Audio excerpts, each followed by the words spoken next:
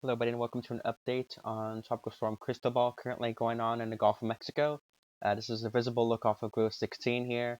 This is the look at the satellite imagery before the sunset over the tropical storm. You can see there a pretty large system. Not the most impressive storm, of course, we've ever seen, but certainly not one to take lightly here, especially for the ones that are going to be impacted by this.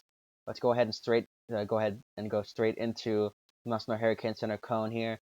You can see has a pretty large wind field there of tropical storm, a pretty big radius actually of tropical storm force winds there. Um, Even some of it about to enter the extreme southern parts of the Louisiana coastline there, and it'll probably make it to there in the next update in a few hours here from this update. I believe the next one is going to be in 9, oh not 9, I think it's going to be in uh, 10 or 11 p.m. Central Standard Time. I think it's going to be the next complete update if I'm not mistaken.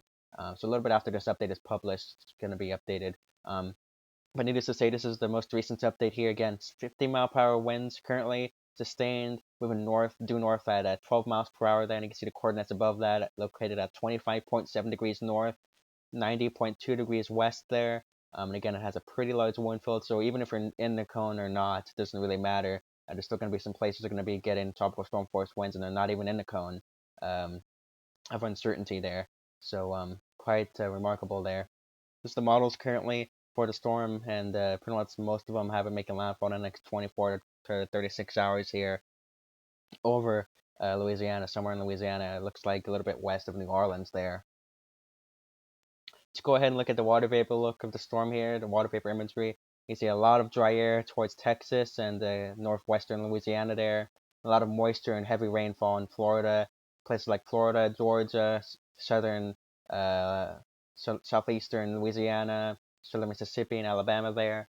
Um, so yeah, and the center circulation again is right about where my cursor is. There's some more convection bubbling up around the center here, so time will tell if it starts to organize more before landfall, or if it just decides to stay kind of the same how it is right now in terms of a really broad, big tropical storm here.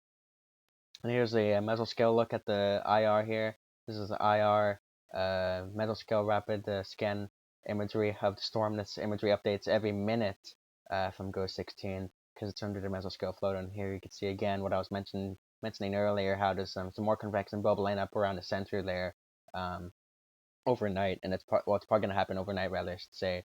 There's going to be more and more convection happen around there. And here's the wide view radar here, a regional radar view. You can see a lot of rainfall in Florida, especially. Florida's getting hit the hardest by it. They've already gotten some confirmed and observed tornadoes over in the Orlando region. They got two back to back about an hour apart and around the same general area in Orlando, unfortunately. So we'll see what happens, what comes out of there tomorrow, and what the National Weather Service eventually rates it. Later on with time. You can see the rainfall extends all the way from southeastern Louisiana all the way over to pretty much just west of the Florida Keys there, and probably about as far south as about maybe what is that?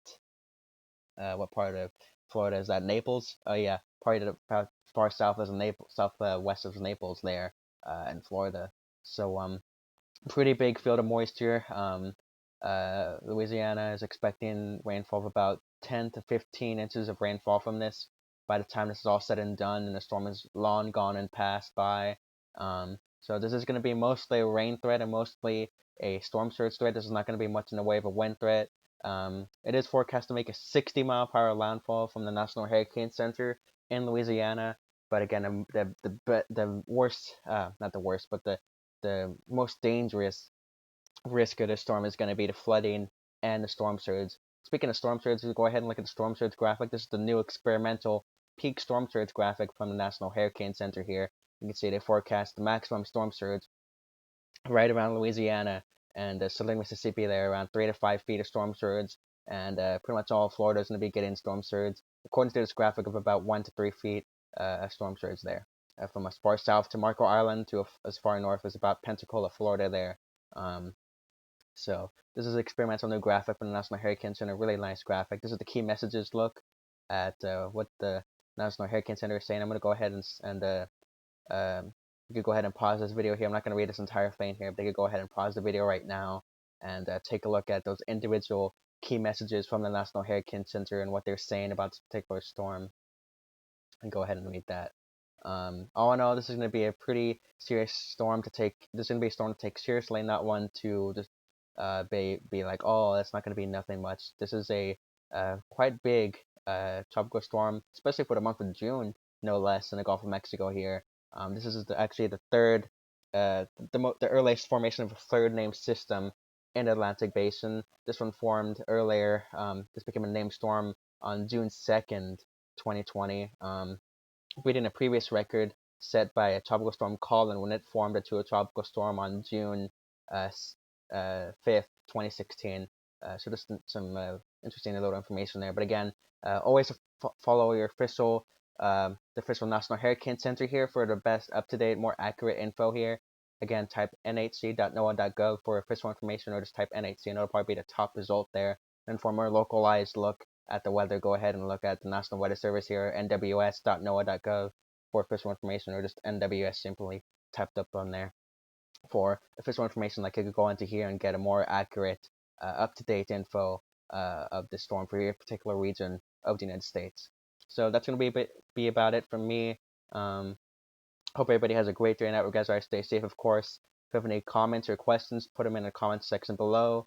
That's gonna be pretty much gonna be about it from me. Sorry for my little ramble there. This is kind of just an impromptu update here that I'm doing. So again, have a great day and night. You guys are stay safe, of course. And till then, see you guys later. Peace.